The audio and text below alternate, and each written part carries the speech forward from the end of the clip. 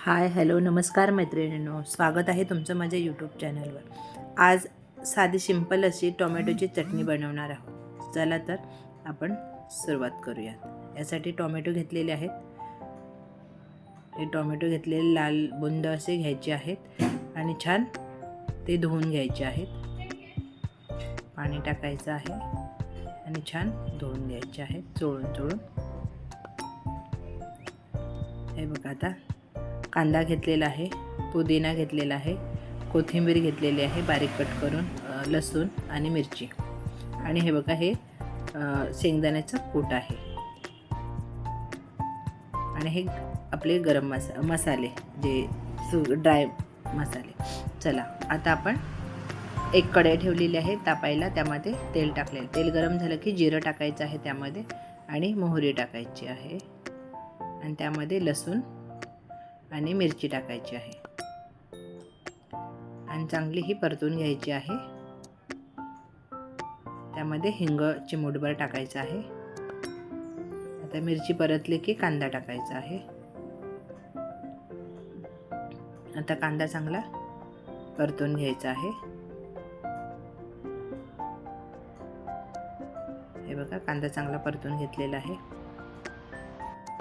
त्यामध्ये आता आपण मीठ टाकलेलं आहे, कारण पटकन कांदा भाजावा म्हणून। आता हे बघा, आपण ही टोमॅटो कट करून घेऊयात कांदा भाजतो तोवर। हे बघा, त्यातलं बी काढून घ्यायचं आहे, मधला गाभा काढून घ्यायचा आहे, हे मधलं क्लीन करून घ्यायचं आहे। हे बघा, मध्येच कांदा फ्राय परतायचा। आता हे बघा झालेले आहे सगळे बिया मधल्या काढून, आणि आता हे कट करून घ्यायचं आहे। हे बघा, अशा पद्धतीने हे सगळं कट करून घेतलेलं आहे। हे बघा, कांदा आता परतत आलेला आहे। त्यामध्ये काश्मीरी लाल तिखट 2 चमचे टाकलेला आहे, हळद पावडर 1 चमचा, आणि कांदा लसूण मसाला 2 चमचे, धने पावडर 1 चमचा, आणि गरम मसाला पावडर 1 चमचा, आणि हे चांगले परतून घ्यायचं आहे। आता हे टोमॅटो जे आहेत आपले कट केलेले ते याच्यामध्ये टाकून घ्यायचे आहेत।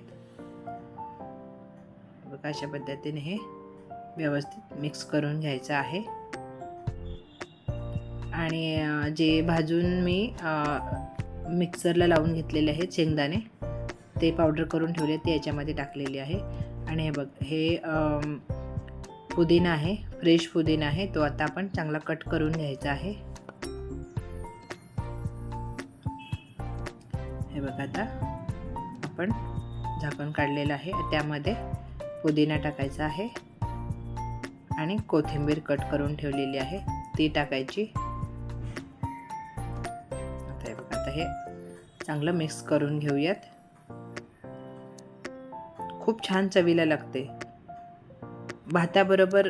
आम्ही तर लोक भाताबरोबर खातो, खूप छान लागते चटणी। भाताबरोबर, भाकरीबरोबर, कशाही बरोबर ती छानच लागते। हे बघा, आता 10 मिनिटासाठी झाकण ठेवलेलं होतं। हे बघा, बारीक गॅसवर ठेवायचं आहे। हे बघा, अशा पद्धतीने ही झालेली आहे। 5 मिनिटं ठेवलं की 5 मिनिटांनी परत उघडून बघायचं, असे 10 मिनिटं ठेवायचे आहे। झालेलं आहे आता आपला भात आणि टोमॅटोची चटणी रेडी। मैत्रिणींनो, वेळात वेळ काढून तुम्ही माझा व्हिडिओ पाहिल्याबद्दल मनापासून धन्यवाद।